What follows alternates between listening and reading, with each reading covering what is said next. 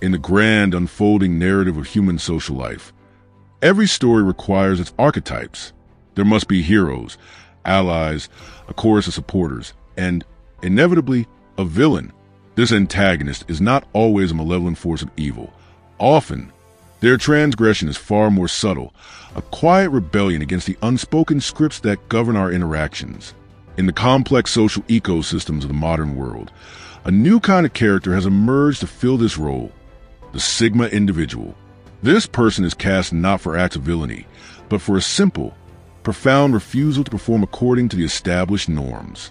They are the person who didn't show up to the party, the one whose silence speaks louder than the crowd's chatter, the individual whose self-containment becomes, paradoxically, a source of immense social disruption. This essay will delve into the intricate psychological and social mechanisms that lead to the Sigma being perceived as a bad guy, exploring 12 key behavioral paradigms that, while inherently neutral or even virtuous, are misinterpreted as threats to collective. The prologue, a study in social distrust and the audition for villainy. The year 2024 provided a startling, data-driven insight into the modern human psyche. A global study revealed a profound and unsettling correlation. People are 60% more likely to distrust someone who speaks less than the group average. This statistic is more than a mere number. It is a damning indictment of our collective intolerance for quietude. The translation is as simple as it is brutal. Say less in the room, and you are suddenly unconsciously auditioning for the role of the mysterious antagonist. There is no malevolent intent required, no secret plot to be uncovered. The act of non-participation in the economy of noise is, in itself, seen as a suspicious deviation. 1. The unmoved mountain, refusing to chase for redemption. When the average person is accused of being the bad guy, a deeply ingrained social survival instinct kicks in. They scramble to correct the narrative, to mend the tear in their social fabric. This manifests as a flurry of explanations, defensive postures, elaborate justifications, and sometimes an overcompensation performative kindness designed to prove their inherent goodness to crowd. This behavior is rooted in a primal terror, the fear of social exile. For our ancestors, banishment from the tribe was a death sentence. This ancient wiring ensures that we are hypervigilant about our social standing. The desperate attempt to win back the crowd's favor is a reflexive attempt to ensure one's survival within the group. This scramble for redemption functions perfectly within the average social script. The very act of seeking forgiveness is a tacit admission, a confirmation that you accept the group's authority to label you, to judge you, and to grant you absolution. You are playing by their rules, on their field. The Sigma individual shatters this script entirely. When painted as a villain, they exhibit a profound and unsettling stillness. They do not rush to clear their name, host emotional press conferences, or lose sleep drafting meticulous explanations in the theater of their mind. They simply carry on with the steady rhythm of their life, as if the accusation were a leaf falling in a distant forest, unnoticed and irrelevant. 2. The emotional frugalist, withholding subsidies and the economy of comfort. Within most social groups, an intricate and unspoken agreement is in constant operation. It is a pact of mutual emotional maintenance, an invisible economy where everyone is expected to chip in a certain quota of emotional energy to keep the social machine running smoothly. This involves the ritualistic checking in on one another, the automatic validation of feelings, the offering of sympathy on demand, and sometimes the polite pretense of agreement solely to avoid friction. For the average person, this is not seen as laborious or inauthentic. It is simply the cost of admission, the invisible tax one pays to maintain the cherished illusion of communal harmony and to remain in good standing with the tribe. The Sigma individual is a notorious non-payer of this emotional tax. It is crucial to understand that this is not born from an inherent incapacity for empathy or a categorical unwillingness to offer support. The distinction lies in the fact that they do not dispense emotional support as a default, automated setting, merely to lubricate social interactions and keep others in a state of perpetual comfort. They possess a sharp, discerning internal filter that meticulously separates genuine human need from performative attention-seeking or emotional laziness. They steadfastly refuse to invest their finite and precious energy into the latter. 3. The resonant silence, when quietude becomes a canvas for projection. In a world saturated with noise, where constant chatter is often equated with warmth approachability, and safety, the conscious choice of silence can be profoundly unsettling. When a Sigma individual elects not to speak, their internal state is rarely one of covert plotting, silent judgment, or meticulous scorekeeping. More often, they are engaged in deep processing, conserving their mental energy, or patiently waiting until they have something truly substantive and worthwhile to contribute. They adhere to the principle that words have weight and should not be spent frivolously.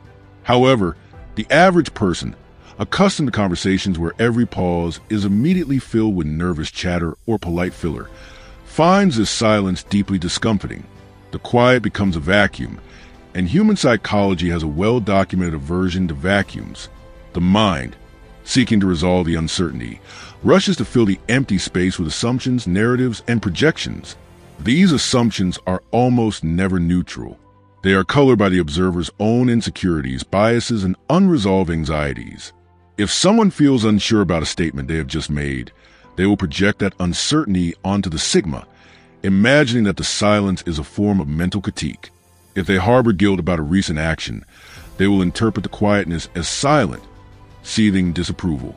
For the unvarnished no, declining invitations and the illusion of obligation. Social etiquette is a complex dance, and nowhere is this more evident than the art of refusal. Most people are socially conditioned to decline invitations as if they were diffusing an explosive device. With extreme caution, layers of softening language, and a panoply of justifications designed to mitigate any potential hurt feelings. When they cannot attend an event, they will often invent a socially acceptable reason. Work ran late, a family obligation emerged, they are feeling unwell. The refusal must be dressed in the ornate garments of politeness to clearly signal, I am rejecting the event, not you. I still value our connection. Please do not take this personally. The Sigma individual discards this entire ritual. If they do not wish to attend an event, their response is characterized by a breathtaking simplicity. No, or I won't be able to make it. There is no elaborate backstory, no manufactured excuses, no emotional cushioning to soften the landing. From their perspective, this is the most honest and therefore the most respectful approach. Why waste time and mental energy constructing a polite fiction, or worse, telling an outright lie when the fundamental truth is simple and unambiguous? 5. The non-competitor, opting out of the scarcity-based attention economy. Within the vast majority of social settings, attention operates as a scarce and highly coveted resource. There exists an unspoken, often frantic competition, where individuals, through volume, humor, style, or drama, jostle to capture as much of this limited resource as possible. The underlying belief is that the more attention you can secure, the higher your perceived social value and status. People dress, speak, and perform with the subconscious goal of being noticed, validated, and remembered. This competition fuels countless subtle rivalries over who is the wittiest, the most liked, the most admired, or the most interesting person in the room. The Sigma individual is a walking disruption to this entire ecosystem for one simple reason. They do not care about the competition. They do not angle themselves toward the spotlight, drop calculated comments to redirect focus, or perform emotional or intellectual acrobatics simply to keep the eyes of the group upon them. When they speak, it is because they possess something they deem meaningful to contribute, not because they are anxious about fading into the background or losing their social standing. Their sense of self-worth is internally generated and thus immune to the fluctuations of external attention. 6. The conscious objector, treating popular opinions as optional software updates. For the majority of people, new social trends, prevailing cultural beliefs, and shifting moral consensus are adopted in a manner strikingly similar to how a smartphone installs software updates, automatically and often without critical examination. The collective, driven by media, influencers, and peer pressure, seems to arrive at consensus. This is what we believe now, and the average person accepts a new download. This occurs partly out of convenience. It is easier to sink than to fight, and partly out of a deep-seated fear of being left behind, ostracized, or labeled out of touch. There's a profound comfort in ideological synchrony, as it removes a heavy, individual burden of thinking critically about whether the new update is necessary, logical, or even beneficial. The Sigma individual fundamentally rejects this automated process. When a new social narrative or popular idea gains traction, they do not simply download and install it without scrutiny. They read the fine print. They examine the underlying logic, interrogate the potential implications, and consider the real-world consequences before deciding whether this new piece of ideological software is compatible with their own internal operating system. Sometimes they will accept parts of it, other times they will reject it entirely, and often they will run a custom, hybrid version of beliefs that does not perfectly align with anyone else's. They are the architects of their own worldview. 7. The unadvertised life, triggering envy through understated existence. In conventional social circles, success and achievement are expected to follow a recognizable script. You're supposed to work diligently for your goals, and then, crucially, you are expected to showcase your victories. You display the symbols of your success, you share stories of your accomplishments, and you collect your social rewards in the form of praise, respectful envy, and elevated status. People are conditioned to believe that recognition is something you must actively chase and announce, not something that arrives quietly and uninvited. This is why normal people often feel more comfortable around those who openly advertise their wins. The performance aligns with the narrative they understand. The hustle for visibility and the stacking of external proof provide a clear, if exhausting, roadmap to social validation. The Sigma individual dismantles this paradigm entirely. They may possess significant influence, profound inner stability, material success, or quiet, resonant power, yet they navigate life without feeling the need to broadcast it. They do not engage in humble bragging, steer conversations toward their achievements, or fish for compliments. Their existence from the outside can appear deceptively simple, almost minimalist, until one realizes a considerable structure they have built entirely without fanfare or public announcement. 8. The unscripted self, the discomfort of unpredictable emotional reactions. Human social interaction relies heavily on a sophisticated, unwritten script, a set of expected emotional and behavioral responses to given situations. This script acts as a social safety net, providing predictability and a sense of control. If you tell a joke, you expect laughter. If you share a story of personal hardship, you expect a sympathetic expression and words of comfort. These predictable, almost ritualistic responses reassure everyone that the social world is stable, understandable, and orderly. The Sigma individual quietly, but effectively, dismantles this safety net. They do not dispense their emotional reactions on autopilot, and they certainly will not perform emotion simply because the social moment demands it. If a joke is told that they do not find genuinely amusing, they will not produce a fake laugh to gratify the teller. If an event is universally deemed tragic, but they perceive a different angle or outcome, they will not manufacture a performance of sadness simply to blend in with the grieving crowd. This conscious break from the script creates instant, palpable unease. It is critical to distinguish this behavior from emotional detachment. Sigas are not unfeeling robots. Rather, their emotional responses are authentic and internally consistent, not rehearsed or performative. They react to the reality of a situation as they perceive and process it, not as the group expects them to. However, for normal people who rely on reading predictable emotional cues to navigate relationships and assess their own social standing, this unpredictability feels threatening. Without the familiar cues, they cannot gauge where they stand with the Sigma, and this uncertainty breeds defensiveness and anxiety. 9. The revealer of truth, exposing fragility of circumstantial bonds. A great many friendships and social alliances survive not because of unwavering, deep-seated loyalty, but through the sheer force of convenience and proximity. People maintain connections because they see each other frequently at work, share a circle of mutual friends, live in the same neighborhood, or have children in the same activities. The bond feels solid and reliable as long as external circumstances continue to throw the individuals into the same orbit. Remove that convenience. Change jobs, move to a new city, and a significant number of these relationships will quietly and without drama fade into nostalgia. The Sigma individual, through their very nature, accelerates this realization without any conscious intent. Their innate self-sufficiency means they do not require constant contact or interaction to feel connected to another person. They do not cling. They do not feel the need for daily check-ins to prove the friendship is still active. and they are perfectly comfortable if weeks or even months pass without communication. For the sigma, this is not a sign of neglect. It is a testament to the quality of the bond.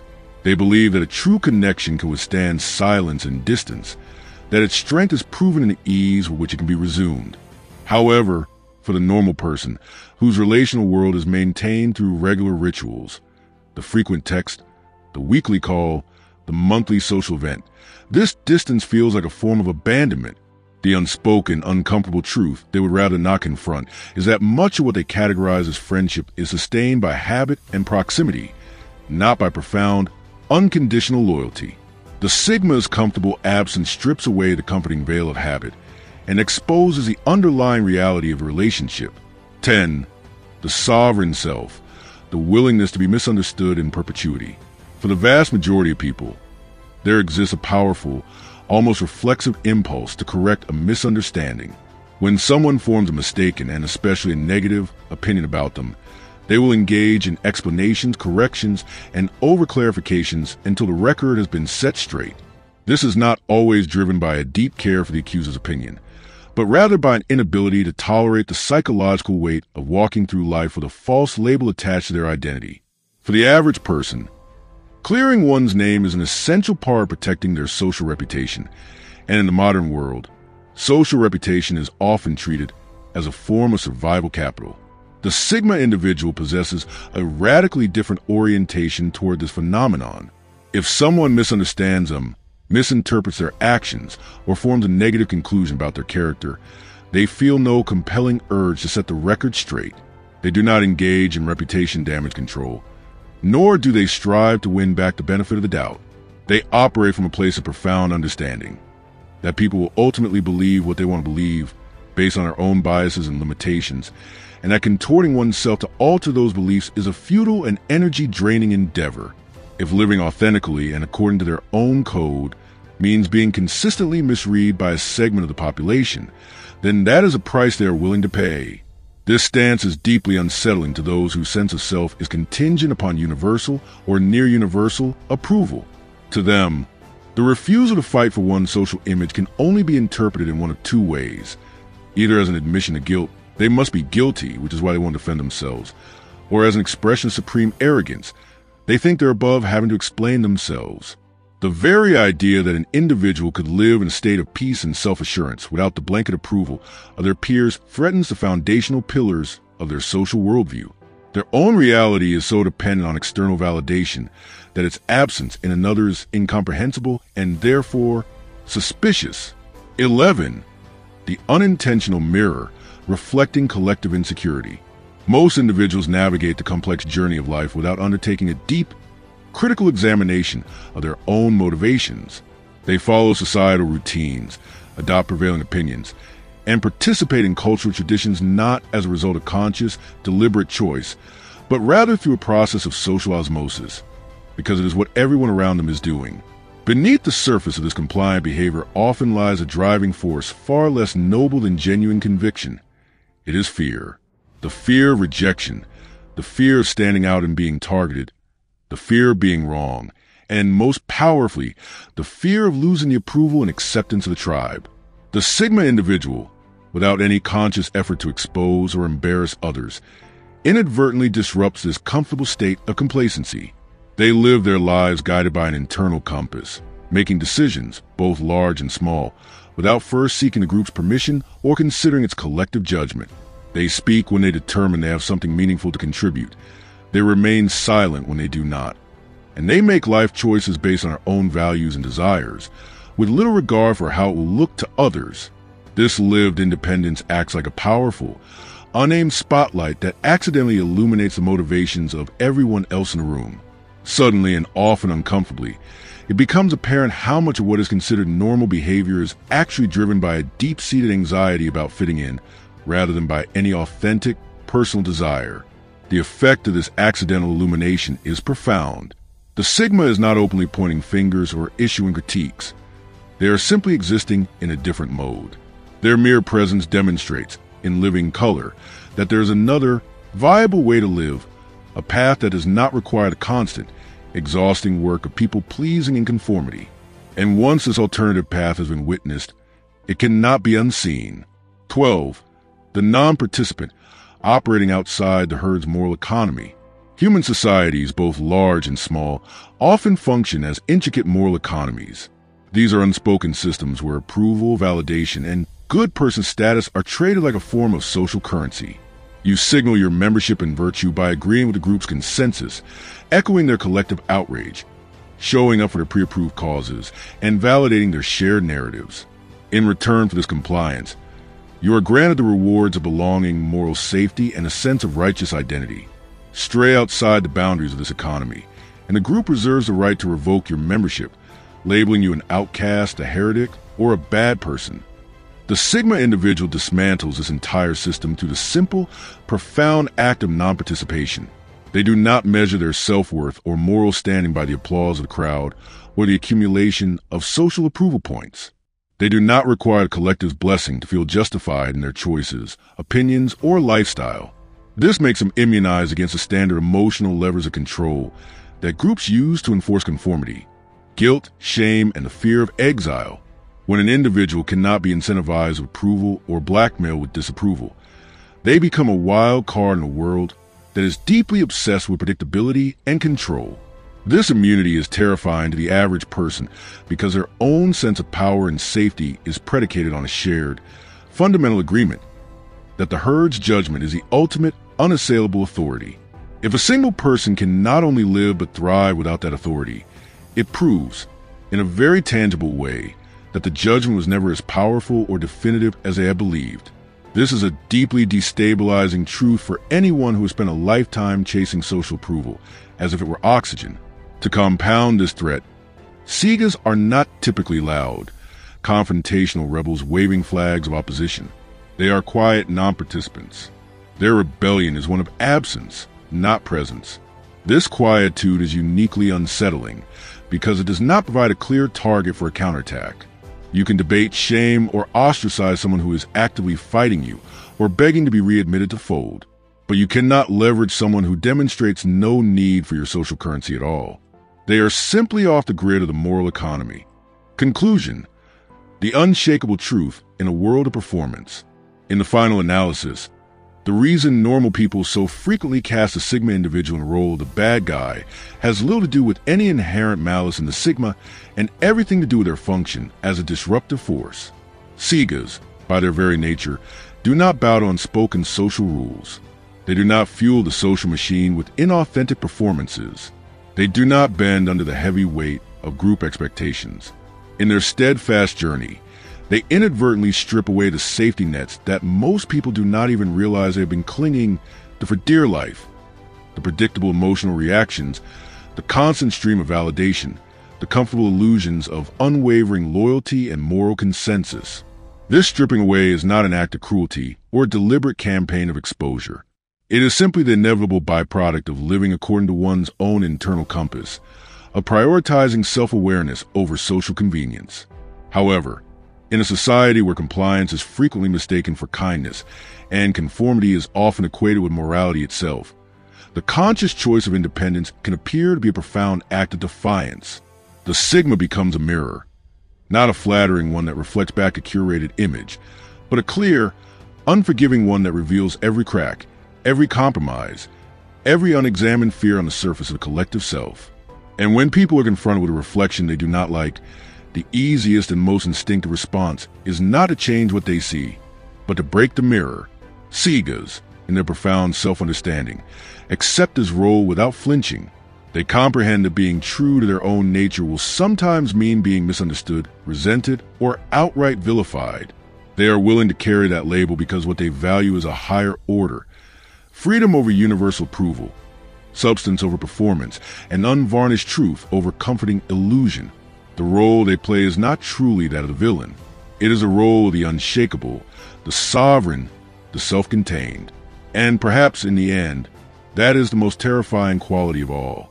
Not that they are dangerous in cartoonish sense, but that they are immune to the very levers, attention, guilt, social pressure, upon which so much of societal control depends.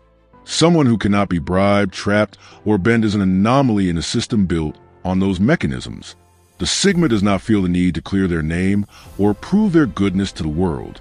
They already possess a deep, unassailable certainty about who they are. And in a society increasingly addicted to doubt, performance, and external validation, that quiet, unshakable certainty might just be the most revolutionary and dangerous force of all. Do these ideas resonate with you? If you found yourself nodding along or reflecting deeply on the traits and experiences we explored in this video, I'd love to hear your thoughts. The Sigma male mindset isn't often talked about openly, and your perspective, whether you identify with it personally or have encountered it in others, adds valuable depth to the conversation. Drop a comment below and let me know, which part hit home the most for you? Have you seen these traits in yourself or someone you know? Your insights help build a community where authenticity and growth are prioritized over popularity and performance. If you're drawn to this kind of introspective, no-nonsense content around Sigma males' psychological strength, emotional intelligence, and high-value living, there's more waiting for you. Explore the other videos on this channel for deeper dives, actionable insights, and raw truths that cut through the noise. Thanks for watching, and as always, stay sharp, stay grounded, and stay unapologetically real. Until next time.